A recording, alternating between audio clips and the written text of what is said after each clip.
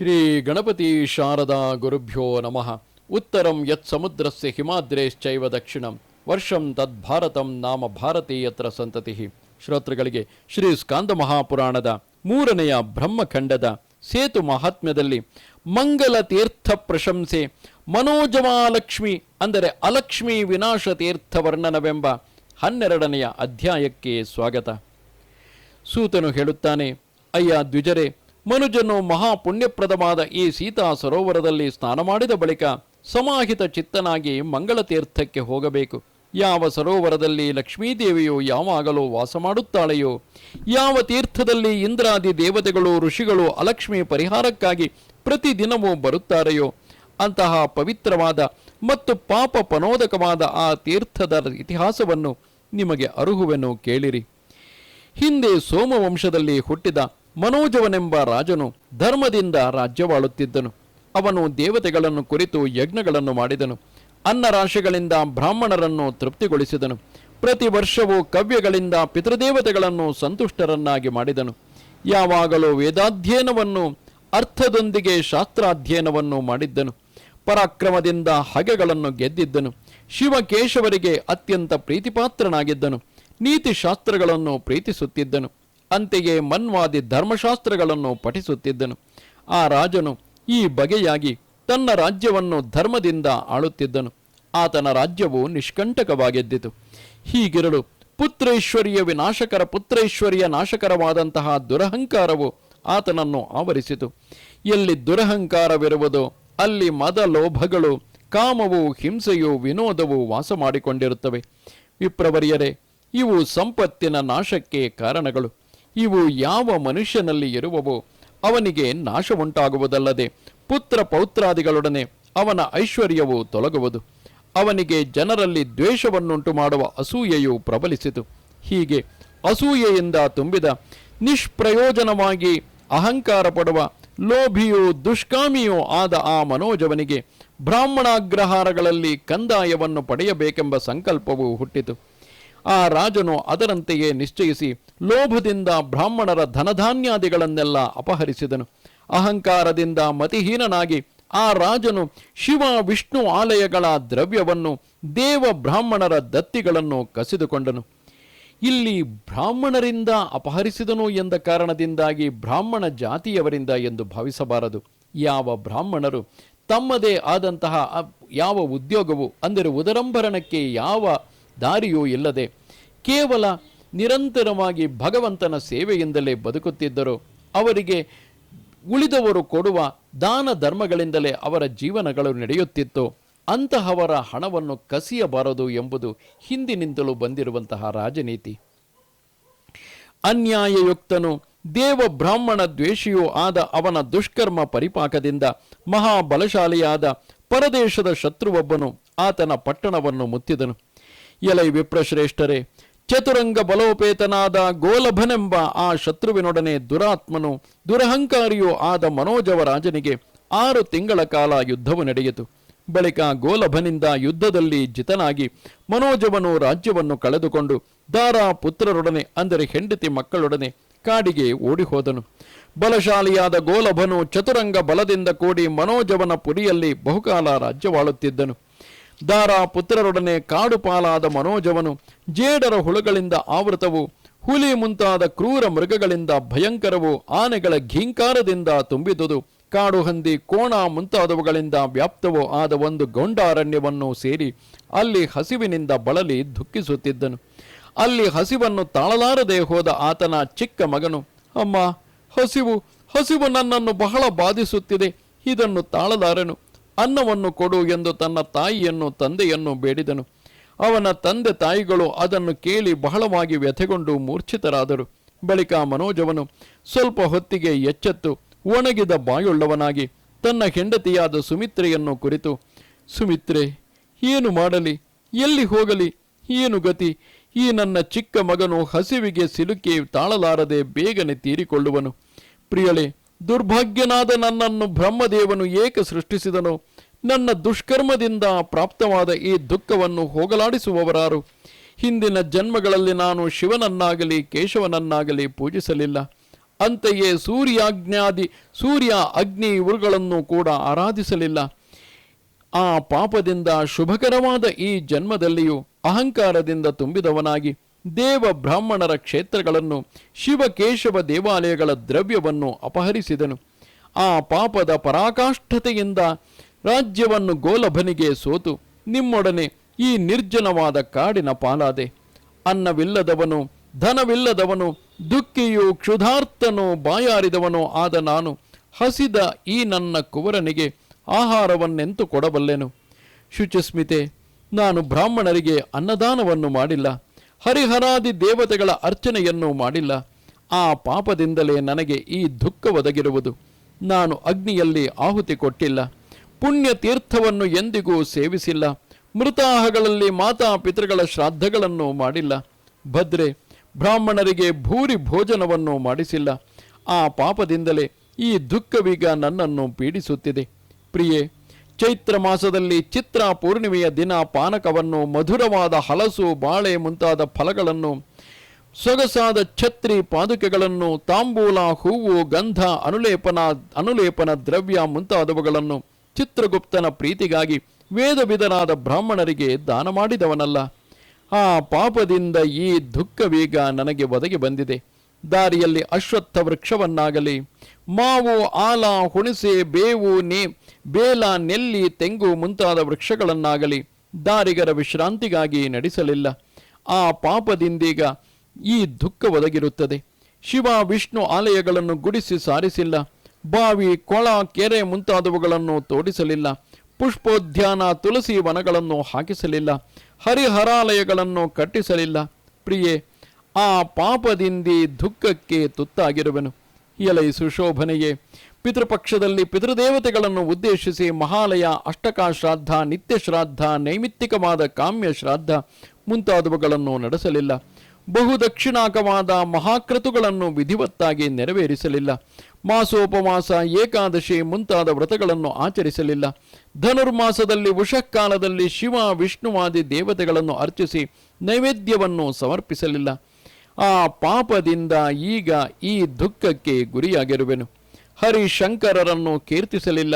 ಜಾಬಾಲೆಯಿಂದ ಉಕ್ತವಾದ 7 ಮಂತ್ರಗಳಿಂದ ಭಸ್ಮೋದ್ಧೂಳನ ತ್ರಿಪುಂಡ್ರಗಳನ್ನು, ರುದ್ರಾಕ್ಷಗಳನ್ನು ಧರಿಸಲಿಲ್ಲ. ರುದ್ರ ಸೂಕ್ತ ಪಾರಾಯಣ, ಪಂಚಾಕ್ಷರ ಜಪಗಳನ್ನು, ಪುರುಷ ಸೂಕ್ತ, ಅಷ್ಟಾಕ್ಷರಿ ಜಪಗಳನ್ನು ಮಾಡಲಿಲ್ಲ. ಭದ್ರೆ, ಅಂತೆಯೇ ಇನ್ನಾವ ಬಗೆಯ ಧರ್ಮವನ್ನಾಗಲಿ ಆಚರಿಸಲಿಲ್ಲ. ಆ ಪಾಪದಿಂದ ಈಗ ಈ ದುಃಖಕ್ಕೆ ಈಡಾಗಿರುವೆನು. ಅಯ್ಯ ಬ್ರಾಹ್ಮಣರುಗಳಿರ, ರಾಜನು ಖಿನ್ನ ಮಾನಸನಾಗಿ ಈ ಬಗೆಯಾಗಿ ವಿಲಪಿಸುತ್ತಾ ನೆಲದ ಮೇಲೆ ಬಿದ್ದು ಮೂರ್ಛೆಗೊಂಡನು. ಅವನ ಭಾರ್ಯೆಯಾದ ಸುಮಿತ್ರೆಯು ಹೀಗೆ ಮೂರ್ಛಿತನಾದ ಪತಿಯನ್ನು ಕಂಡು ಅವನನ್ನು ಅಪ್ಪಿಕೊಂಡು ಬಹಳ ದುಃಖದಿಂದ, ಹಾ ಪ್ರಾಣನಾಥ, ಮಹಾರಾಜ, ಸೋಮವಂಶ ದುರಂಧರ, ನಿರ್ಜನವಾದ ಈ ಕಾಡಿನಲ್ಲಿ ಅನಾಥಳು, ನಿನ್ನನ್ನೇ ಅನುವರ್ತಿಸುವಂತಹವಳು, ಸಿಂಹದ ದೆಸೆಯಿಂದ ಹೆದರಿರುವ ಹೆಣ್ಣು ಜಿಂಕೆಯಂತೆ ಇರುವವಳು, ಪುತ್ರ ಸಹಿತಳೋ ಆದ ನನ್ನನ್ನು ಬಿಟ್ಟು ಎಲ್ಲಿಗೆ ತೆರಳಿದೆ? ನೀನು ಮೃತನಾಗಿದ್ದಲ್ಲಿ ನಾನು ಕ್ಷಣವಾದರೂ ವಿಧವೆಯಾಗಿ ಇರಲಾರೆನು. ಖಂಡಿತವಾಗಿಯೂ ನಿನ್ನನ್ನೇ ಹಿಂಬಾಲಿಸುತ್ತೇನೆ. ಮಗು ಚಂದ್ರಕಾಂತ, ನೆಲದ ಮೇಲೆ ಬಿದ್ದಿರುವ ನಿಮ್ಮ ತಂದೆಯನ್ನು ನೋಡು. ಹೀಗೆ ಹೇಳಿ ವಿಲಪಿಸುತ್ತಿರಲು ಮಗುವಾದ ಚಂದ್ರಕಾಂತನು ಹಸಿವಿನಿಂದ ಬಳಲಿದವನು, ದುಃಖಗೊಂಡವನು ಆಗಿ ತಂದೆಯನ್ನು ಅಪ್ಪಿಕೊಂಡು ನಿಶ್ಶಬ್ದವಾಗಿ ಅಳುತ್ತಿದ್ದನು. ಬ್ರಾಹ್ಮಣರುಗಳಿರ, ಈ ಸಮಯಕ್ಕೆ ಸರಿಯಾಗಿ ಜಟಾವಲ್ಕಲ ಧಾರಿಯು, ಭಸ್ಮೋದ್ಧೂಳಿತ ದೇಹನು, ತ್ರಿಪುಂಡ್ರಾಂಕಿತ ಪಾಲನು, ರುದ್ರಾಕ್ಷ ಮಾಲಾಲಂಕೃತನು, ಶುಭ್ರವಾದ ಯಜ್ಞೋಪವೀತವನ್ನು ಧರಿಸಿದವನು ಆದ ಪರಾಶರನೆಂಬ ಮಹರ್ಷಿಯು ಆ ಶಬ್ದವನ್ನು ಕೇಳಿ ಆಕಸ್ಮಿಕವಾಗಿ ಅಲ್ಲಿಗೆ ಬಿಜ ಮಾಡಿದನು. ಆಗ ಪತಿವ್ರತೆಯಾದ ಸುಮಿತ್ರೆಯು ಅಲ್ಲಿಗೆ ಬಂದ ಪರಾಶರನನ್ನು ಕಂಡು ಸಪುತ್ರನಾಗಿ ಆತನ ಪಾದಗಳಿಗೆ ಎರಗಿದಳು. ಬಳಿಕ ಪರಾಶರನು, ಎಲೋ ಭಾಮಿನಿ, ವ್ಯಸನಗೊಳ್ಳಬೇಡ ಎಂದು ಹೇಳಿ ಆ ಸುಮಿತ್ರೆಯನ್ನು ಸಮಾಧಾನಪಡಿಸಿ ಆಕೆಯನ್ನು ಪ್ರಶ್ನೆ ಮಾಡಿದನು. ಪರಾಶರನು ಹೇಳುತ್ತಾನೆ, ಸುಶ್ರೋಣಿ, ನೀನಾರು? ನಿನ್ನ ಮುಂದೆ ಬಿದ್ದಿರುವ ಈತನು ಯಾರು? ಈ ಮಗುವು ಯಾರು? ನಿಜವನ್ನೊರಹು.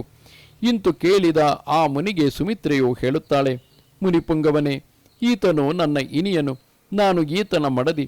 ಈ ಮಗುವು ನಮ್ಮ ಮಗನಾದ ಚಂದ್ರಕಾಂತನು. ಈತನು ಸೋಮವಂಶ ತಿಲಕನು, ವಿಕ್ರಮಾಢ್ಯನ ಮಗನೂ ಆದ ಮನೋಜವನೆಂಬ ರಾಜನು. ಶೌರ್ಯ ಧೈರ್ಯಗಳಲ್ಲಿ ಈತನು ವಿಷ್ಣುವಿಗೆ ಸಮಾನನು. ನಾನು ಪತಿಯನ್ನೇ ಅನುವರ್ತಿಸುವ ಇವನ ಮಡದಿ.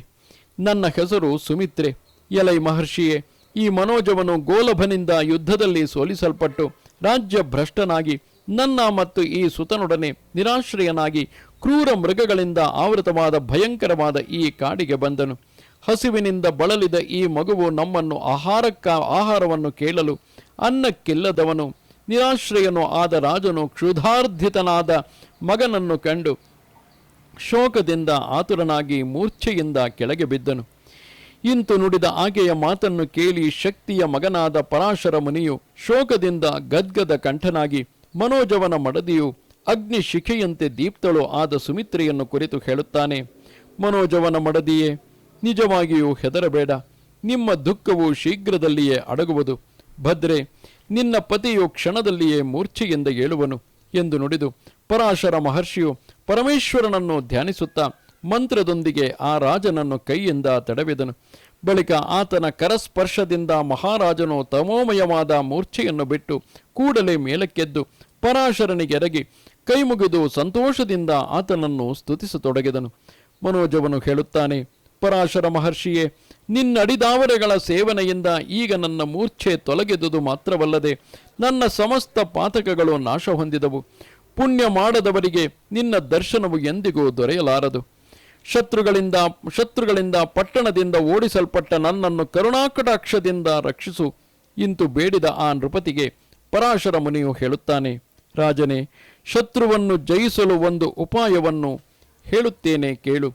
ಶ್ರೀರಾಮನ ಸೇತುವಿನಲ್ಲಿ ಪವಿತ್ರವಾದ ಗಂಧಮಾದನ ಪರ್ವತದಲ್ಲಿ ಸಕಲೈಶ್ವರ್ಯಗಳನ್ನು ನೀಡುವ ಮಂಗಳ ತೀರ್ಥವೆಂಬುದಿರುವುದು.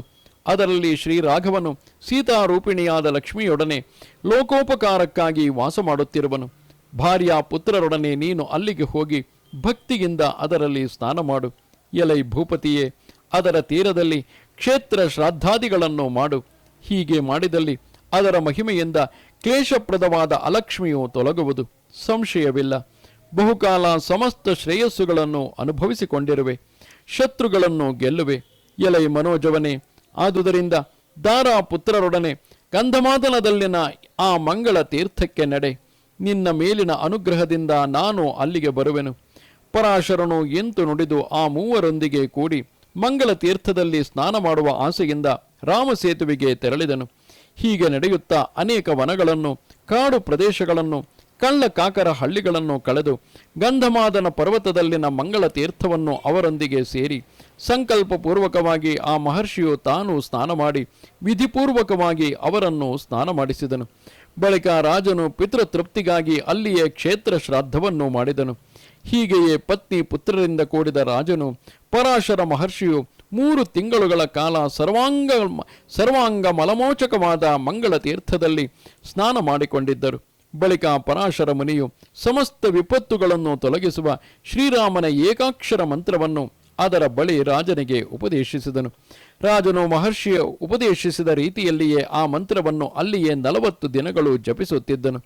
ದ್ವಿಜರೇ, ಈ ಬಗೆಯಲ್ಲಿ ಏಕಾಕ್ಷರ ಮಂತ್ರವನ್ನು ಅಭ್ಯಾಸ ಮಾಡುತ್ತಿರುವ ರಾಜನ ಮುಂದೆ ಆ ಮುನಿಯ ಪ್ರಭಾವದಿಂದ ಒಂದು ದೊಡ್ಡ ಧನುಸ್ಸು ಕಾಣಿಸಿಕೊಂಡಿತು.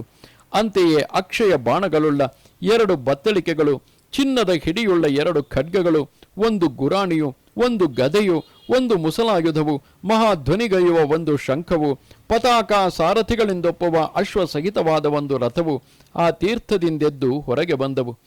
ಮತ್ತು ಪಾವಕನಂತೆ ಪ್ರಕಾಶಮಾನವಾದ ಚಿನ್ನದ ಕವಚವೊಂದು ಮಹರ್ಷಿಯ ಅನುಗ್ರಹದಿಂದ ತೀರ್ಥದಿಂದ ಹೊರಬಿದ್ದಿತು. ಅಲ್ಲದೆ ಕಿರೀಟ, ಹಾರ, ಕೇಯೂರ, ಕಟಕಾದಿ ಭೂಷಣಗಳು ಸಮಸ್ತ ತೀರ್ಥಗಳಲ್ಲಿ ಅಗ್ರಗಣ್ಯವಾದ ಸರೋವರದಿಂದೆದ್ದು ಬಂದು ರಾಜನ ಬಳಿಗೆ ಬಿದ್ದವು. 1000 ದಿವ್ಯಾಂಬರಗಳು ಚಿನ್ನದ ಕಮಲಗಳಿಂದ ಒಪ್ಪುವ ವೈಜಯಂತಿ ಎಂಬ ಮಾಲೆಯು ಅದರಿಂದಲೇ ಒದಗಿದವು. ಈ ಎಲ್ಲವನ್ನೂ ನೋಡಿ ರಾಜನು ಪರಾಶರ ಮಹರ್ಷಿಗೆ ಭಿನ್ನವಿಸಿದನು. ಆಗ ಮಹರ್ಷಿಯು ಮಂತ್ರಶುದ್ಧವಾದ ಆ ತೀರ್ಥದಿಂದ ಜಲವನ್ನು ತೆಗೆದುಕೊಂಡು ಮಂತ್ರಪೂರ್ವಕವಾಗಿ ಆತನನ್ನು ಅಭಿಷೇಕಿಸಿದನು. ಬಳಿಕ ಮುನಿಯಿಂದ ಅಭಿಷಿಕ್ತನಾದ ನೃಪತಿಯು ಸನ್ನಾಹದೊಂದಿಗೆ ಕೂಡಿದವನು, ಕವಚಿಯು, ಖಡ್ಗಧಾರಿಯು, ಧನುರ್ಬಾಣಧಾರಿಯು, ಹಾರ ಕೇಯೂರಾದಿಗಳಿಂದ ವಿರಾಜಿಸುವವನು, ದಿವ್ಯಾಂಬರಧಾರಿಯು, ಕುದುರೆಗಳಿಂದ ಕೂಡಿದ ರಥವನ್ನು ಏರಿದವನು, ಯೌವನೋಪೇತನೂ ಆಗಿ ಮಧ್ಯಾಹ್ನದ ಸೂರ್ಯನಂತೆ ಕಂಗೊಳಿಸಿದನು. ಆಗ ಶಕ್ತಿಪುತ್ರನಾದ ಪರಾಶರ ಮಹರ್ಷಿಯು ಸುಮಿತ್ರಾ ಪತಿಯಾದ ಆತನಿಗೆ ಸಾಂಗವಾದ ಬ್ರಹ್ಮಾಸ್ತ್ರವನ್ನು ಪ್ರಯೋಗೋಪಸಂಹಾರದೊಂದಿಗೆ ಉಪದೇಶ ಮಾಡಿದನು. ಮನೋಜವನು ಮುನಿಯಿಂದ ಆಶೀರ್ವಾದಪೂರ್ವಕವಾಗಿ ಪ್ರೇರಿತನಾಗಿ ರಥವನ್ನೇರಿ ಆತನಿಗೆ ಪ್ರದಕ್ಷಿಣ ಪೂರ್ವಕವಾಗಿರಗಿ ಅಪ್ಪಣೆಯನ್ನು ಪಡೆದು ಪತ್ನಿ ಪುತ್ರರೊಂದಿಗೆ ವಿಜಯಕ್ಕಾಗಿ ಹೊರಟನು. ಬಳಿಕ ಆತನು ತನ್ನ ಪಟ್ಟಣವನ್ನು ಸೇರಿ ಶಂಖವನ್ನು ಊದಿದನು. ಬಳಿಕ ಗೋಲಭನು ಶಂಖ ಧ್ವನಿಯನ್ನು ಕೇಳಿ ಮನೋಜವನೊಡನೆ ಯುದ್ಧ ಮಾಡಲು ಸೈನ್ಯದೊಂದಿಗೆ ಬಂದನು. ಅನಂತರ 3 ದಿನಗಳು ಅವರಿಬ್ಬರಿಗೂ ಯುದ್ಧ ನಡೆದು 4ನೆಯ ದಿನ ಮನೋಜವ ನೃಪತಿಯು ಗೋಲಭನನ್ನು ಸೈನ್ಯ ಸಮೇತವಾಗಿ ಬ್ರಹ್ಮಾಸ್ತ್ರದಿಂದ ನಾಶಗೊಳಿಸಿದನು. ತರುವಾಯ ಮನೋಜವನು ನಿಜ ಪುರವನ್ನು ಪ್ರವೇಶಿಸಿ ರಾಜ್ಯವನ್ನಾಳುತ್ತಾ ಭಾರ್ಯೆಯೊಡನೆ ಸುಖವಾಗಿದ್ದನು. ಆಗಿನಿಂದ ಆ ರಾಜನು ಅಹಂಕಾರ ಪಡುತ್ತಿರಲಿಲ್ಲ. ಅಸೂಯಾದಿ ದೋಷಗಳನ್ನು ಬಿಟ್ಟು ಅಹಿಂಸಾ ನಿರತನು, ದಾಂತನು, ಯಾವಾಗಲೂ ಧರ್ಮಪರನೂ ಆಗಿದ್ದನು. ಈ ಬಗೆಯಾಗಿ ರಾಜನು 1,000 ವರ್ಷಗಳು ರಾಜ್ಯವಾಳುತ್ತಿದ್ದು ಬಳಿಕ ವಿರಕ್ತನಾಗಿ ರಾಜ್ಯವನ್ನು ಮಗನಿಗೊಪ್ಪಿಸಿದನು. ಗಂಧಮಾದನದಲ್ಲಿ ಮಂಗಳ ತೀರ್ಥಕ್ಕೆ ಹೋದನು. ಪ್ರತಿದಿನವೂ ಸದಾಶಿವನನ್ನು ಧ್ಯಾನಿಸುತ್ತಾ ತಪೋನಿರತನಾಗಿದ್ದನು. ಅದರಲ್ಲಿ ಸ್ನಾನ ಮಾಡುತ್ತಾ ಬಹುಕಾಲವಿದ್ದು ಬಳಿಕ ದೇಹವನ್ನು ಬಿಟ್ಟು ಆ ತೀರ್ಥದ ಮಹಿಮೆಯಿಂದ ಶಿವಲೋಕವನ್ನೈದಿದನು. ಮಹರ್ಷಿಗಳಿರ, ಆತನ ಪತ್ನಿಯಾದ ಸುಮಿತ್ರೆಯು ಪತಿಯ ದೇಹವನ್ನು ಆಲಂಗಿಸಿಕೊಂಡು ಚಿತೆಯನ್ನು ಪ್ರವೇಶಿಸಿ ಆತನೊಂದಿಗೆ ತಾನು ಶಿವಲೋಕವನ್ನು ಪಡೆದಳು. ಶ್ರೀ ಸೂತನು ಹೇಳುತ್ತಾನೆ, ಮಂಗಳ ನಾಮಕವಾದ ಈ ತೀರ್ಥವು ಈ ಬಗೆಯ ಪ್ರಭಾವವುಳ್ಳದ್ದು. ಯಾವ ಮಹತ್ತರವಾದ ತೀರ್ಥದಲ್ಲಿ ಮನೋಜವನು ಪತ್ನಿಯೊಂದಿಗೆ ಸ್ನಾನ ಮಾಡಿ ಶತ್ರುಗಳನ್ನು ಗೆದ್ದು ಆ ತೀರ್ಥದ ಮಹಿಮೆಯಿಂದ ಕಡೆಯಲ್ಲಿ ಶಿವಸಾಯುಜ್ಯವನ್ನು ಪಡೆದನೋ ಅಂತಹ ಆ ತೀರ್ಥವನ್ನು ಸರ್ವ ಪ್ರಯತ್ನದಿಂದಲೂ ಸೇವಿಸಬೇಕು. ಎಲೈ ದ್ವಿಜವರಿಯರೇ, ಮಾನವರಿಗೆ ಯಾವಾಗಲೂ ಮಂಗಳಕರವು, ಭುಕ್ತಿ ಮುಕ್ತಿಗಳನ್ನು ಕೊಡುವಂತಹುದು, ಪಾಪರಾಶಿಗಳೆಂಬ ಹುಲ್ಲು ಹತ್ತಿಗಳಿಗೆ ಬೆಂಕಿಯಂತಹುದು ಆದ ಅತಿ ಶೋಭನವಾದ ಈ ತೀರ್ಥವನ್ನು ಮೋಕ್ಷ ಪ್ರಾಪ್ತಿಗಾಗಿ ಸೇವಿಸಿರಿ. ಇಲ್ಲಿಗೆ 81,000 ಶ್ಲೋಕಗಳ ಸಂಹಿತೆಗೆಂದು ಪ್ರಸಿದ್ಧವಾದ ಶ್ರೀ ಸ್ಕಾಂದ ಮಹಾಪುರಾಣದ 3ನೆಯ ಬ್ರಹ್ಮಖಂಡದ ಸೇತು ಮಹಾತ್ಮ್ಯದಲ್ಲಿ ಮಂಗಳ ತೀರ್ಥದ ಪ್ರಶಂಸೆ, ಮನೋಜವ ಅಲಕ್ಷ್ಮೀ ವಿನಾಶತೀರ್ಥ ವರ್ಣನವೆಂಬ 12ನೆಯ ಅಧ್ಯಾಯವು ಮುಗಿದುದು. ನಮಸ್ತೆ ಶಾರದೆ ದೇವಿ ಕಾಶ್ಮೀರ ಪುರವಾಸಿನಿ ತ್ವಾಮಹಂ ಪ್ರಾರ್ಥಯೇ ನಿತ್ಯಂ ವಿದ್ಯಾದಾನಂಚ ದೇಹಿಮೆ. ನಮಸ್ಕಾರ.